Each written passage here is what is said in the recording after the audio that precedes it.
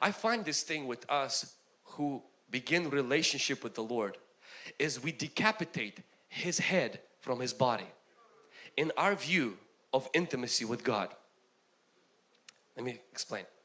We kiss the face like Judas and call him friend, and plunge the knife in the back of somebody's reputation, somebody's life in the church, betray trust, gossip about other people, abuse our spouses, hurt our children, talk trash about our parents while kissing Jesus on the cheek and think our relationship is always based with a kiss. But where knife goes on the back of His back doesn't matter. And Jesus is telling Paul, He says relationship with me is relationship with the body, not with my cheeks. See, we as charismatics, many times we love to spend time in His presence, meaning we love His face. We just hate His body. If you want to have a relationship with God, do not decapitate His head from His body. Do not separate His face from the rest of His body.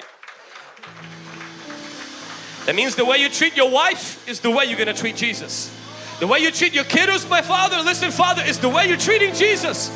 The way you treat your spouse is the way you treat Jesus. You can't just have a devotional life and talk trash about other people. You are plunging a knife in His back while kissing His face.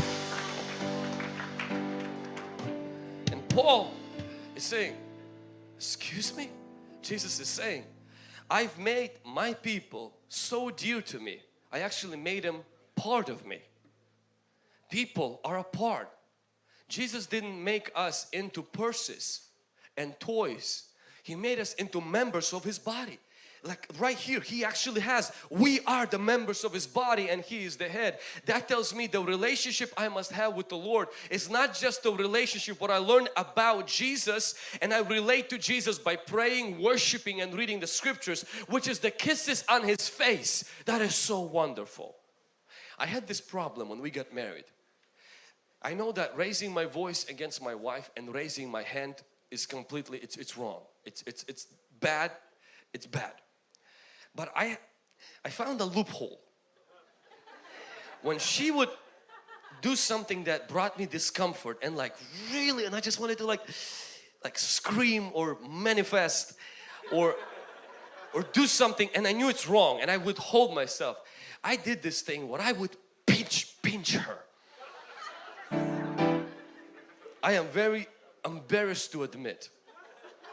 I would pinch her and I would pinch her so hard that she would vocalize the very feelings I had inside of me.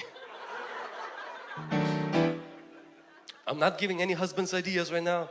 No. And she would say this, ouch, you're hurting me. And I said, no, I'm just playing with you. She said, excuse me? He said, you're hurting me. But I love her.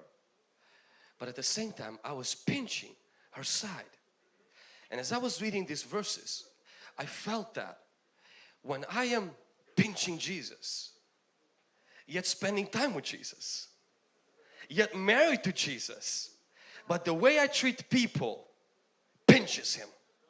And many of us would never do what Paul did. We will never persecute and kill other people, but we find a loophole.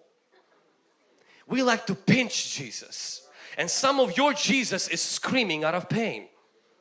And that's the Jesus we need to discover this morning. It's not just the Jesus that loves you, it's Jesus you're hurting. When you hurt other people, you pinch Jesus. And it doesn't matter how many kisses you lay on His cheek.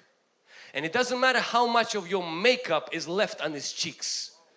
If you are on the side pinching Him and stabbing Him from the back by the way you relate to your people at your work, to the way you relate to people at your work and the way you talk about other people, the way you knowingly and willfully abuse other people, I want to tell you something today, is that your confession that you are saved and He is your Savior is great. He will smile back at you, Judas, and say, yes my friend, why did you come? But remember, the relationship that's only based on kisses is very shallow.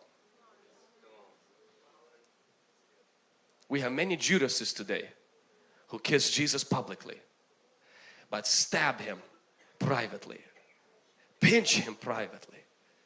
If you want to know your purpose, you must understand that the presence of God is not only the face of God, it's the body of God.